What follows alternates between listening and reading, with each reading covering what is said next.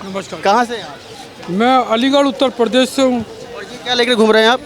ये आज का बजट है, 23 जुलाई 2024 को संसद में पेश किया गया है। सीतारमण जी भी लेकर घूम रही थी बैग, आप भी लेकर घूम रहे हैं बैग।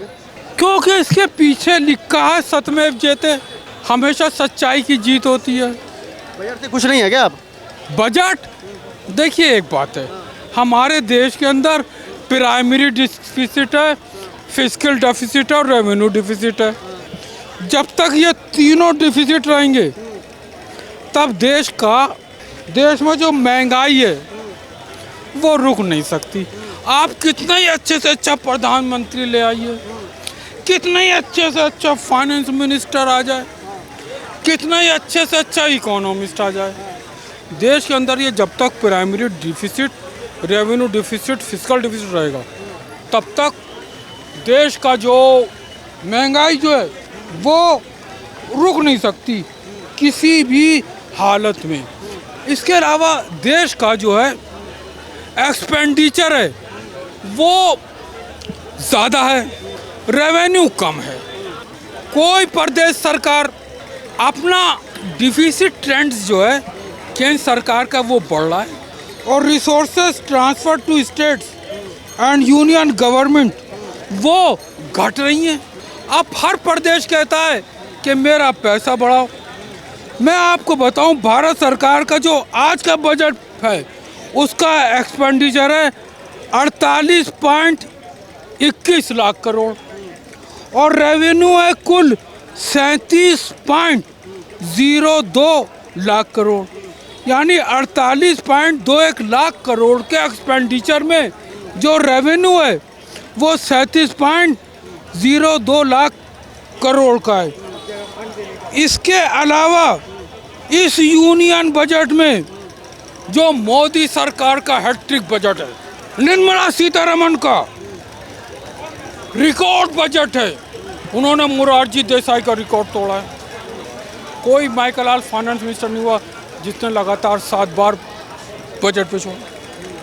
आप यूट्यूब पर भी देख लीजिए, इस बजट में जो आज का है इसमें है परस्यूट ऑफ विकसित भारत।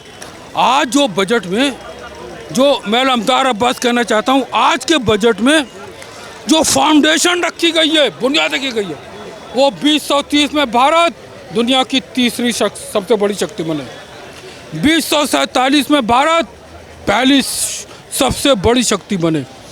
मैंने 30 मई अच्छा, ममता बनर्जी की सरकार कह रही है कि ये जो बजट आया ये तो बिहार और आंध्र प्रदेश के लिए है, बाकी स्टेटों के लिए कुछ है ही नहीं इसमें। नहीं, इस बजट में सबके लिए सब कुछ है, सबके लिए कुछ ना कुछ है।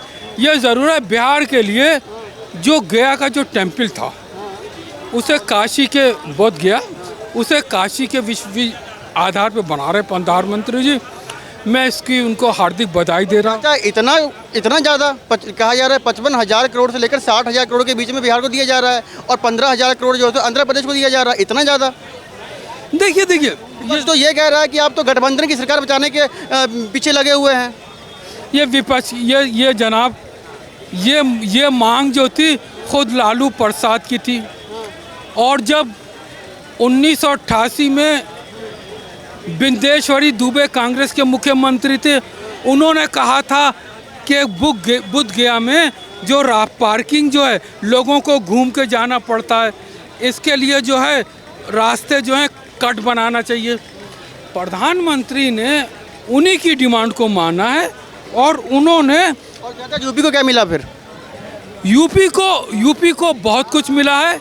इस बजट में यूपी का भी ध्यान रखा गया है और यूपी का भी, और जो प्रधानमंत्री ने कहा है मोदी की गारंटी, मोदी सरकार की गारंटी पूरे देश के लिए, किसी एक प्रदेश के लिए क्या है, प्रधानमंत्री गरीब कल्याण अन्न योजना का मकसद एक ही है, मेरा कोई भाई बहन, मेरा कोई भारतवासी भूखा ना रहे।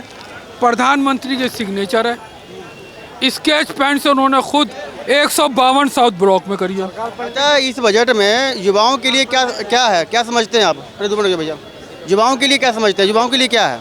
युवाओं के लिए जॉब क्रिएशन की बात करी गई है और हमारी जो एजुकेशन पॉलिसी है 2020 की, उसकी रीस्ट्रक्चरिंग और रिफॉर्म की बात करी है। युवाओं को लोन देने की बात करी है, युवाओं को पढ़ाई में कंसेशन देने की भी बात करी है। इसलिए ये बजट जो है किसी एक वर्ग का नहीं है, सबका बजट है। और ये पॉलिसी तो पहले की भी थी, पहले से भी थी ये पॉलिसी, नया क्या है?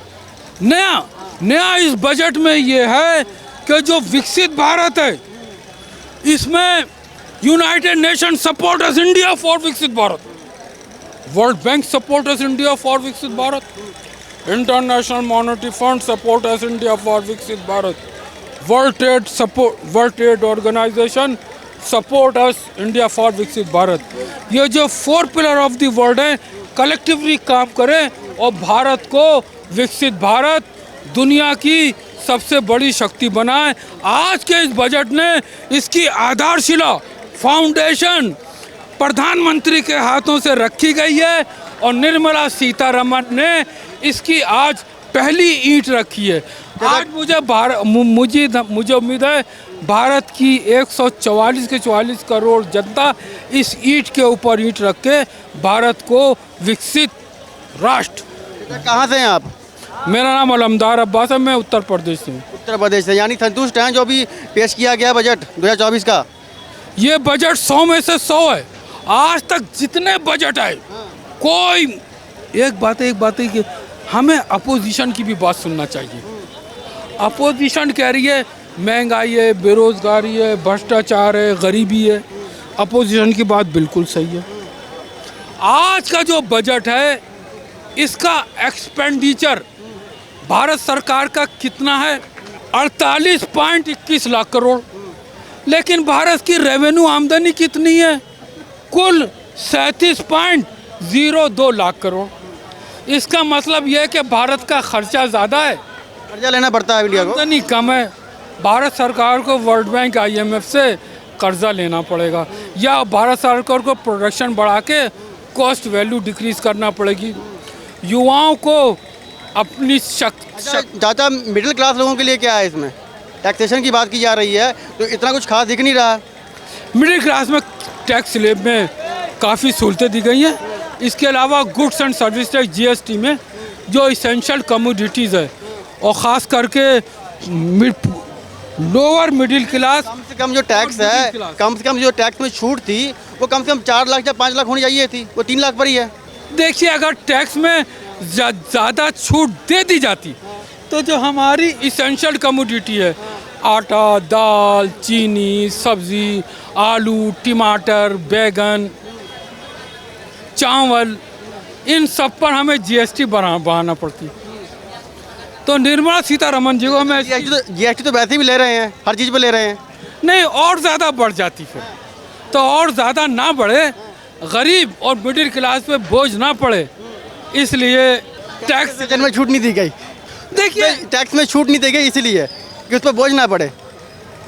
असली कारण तो देखिए यही है कि अगर इसमें क्या दे रहे हैं कारण, टैक्स में छूट नहीं दी गई ताकि उन पर बोझ ना पड़े।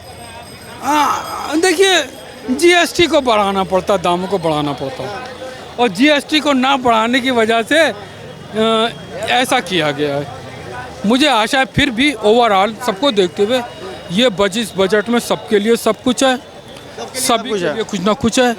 ये बजट ऐसा बजट है जो इसमें भारत का विकास अमेरिका, ऑस्ट्रेलिया और यूरोप के देशों से तेज़ होगा और भारत जो है विश्व की सबसे बड़ी शक्ति बनेगा। इसके अलावा प्रधानमंत्री को मैं इस बात की बधाई देता हूँ, अभी 193 देशों का वोट पड़े, भारत ने कितने वोट लिए? 184, यानी 193 देशों में से 184 वोट कौन लेके आया? नरेंद्र मोदी। और ग्रुप 20 G20 में भारत के प्रधानमंत्री ने अमेरिका के राष्ट्रपति को पछाड़ दिया। चलिए, यानी ये कहना है आपका कि जो बजट आया वो बढ़िया है, आम लोगों के लिए है। 100 में से 100 है। और स्पेशल पैकेज अगर आंध्रा और बिहार को दिया गया है तो पूरे प्रदेश का, हर क्षेत्र और हर वर्ग का, सबका ख्याल रखा गया है। ठीक है, क्या है ये? अंग्रेजों ने खाने कमाने के लिए लाइसेंस दिए थे। ये जवाहरलाल सबसे बड़ा डाकू था।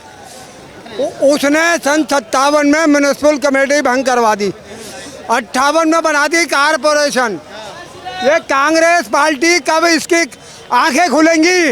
ये गरीबों को लाइसेंस कब देगी? जब ये कवर में पहुंच जाएगी।